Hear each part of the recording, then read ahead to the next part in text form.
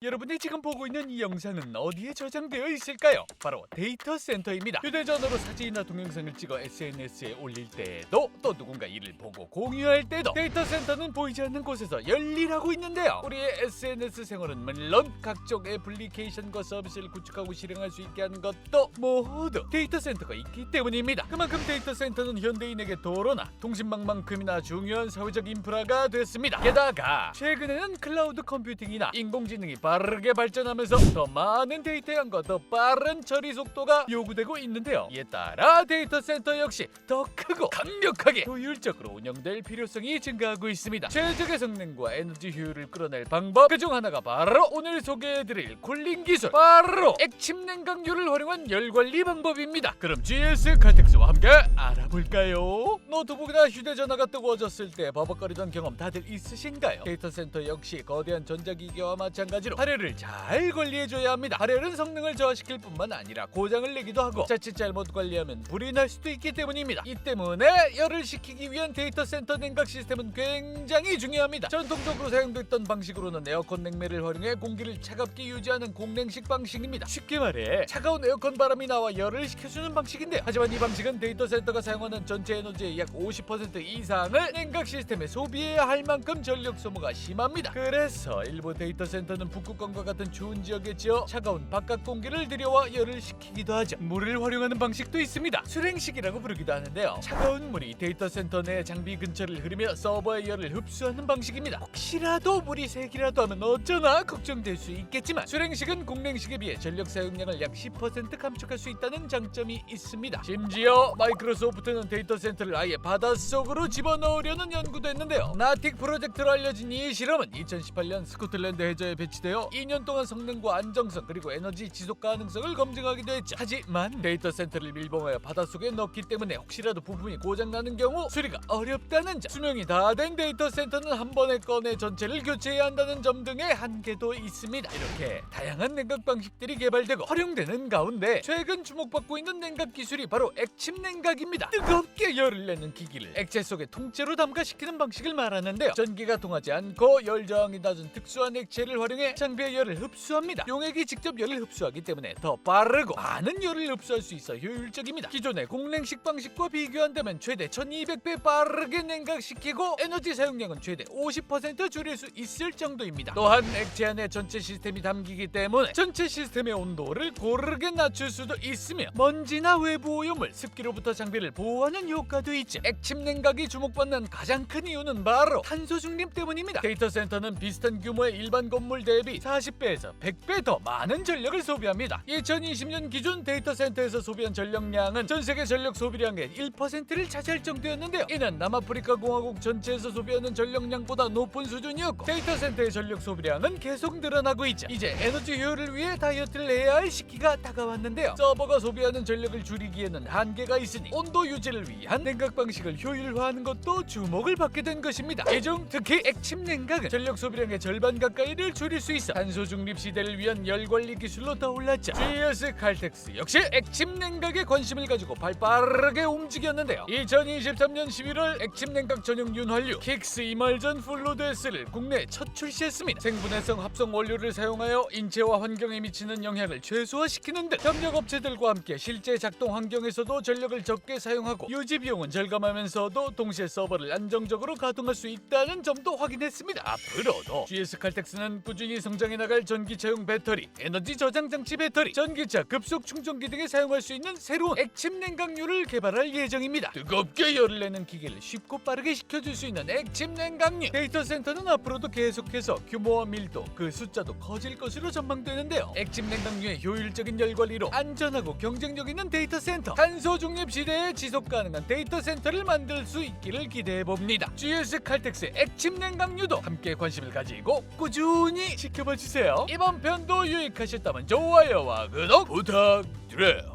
압류 에너지 GS 칼텍스였습니다.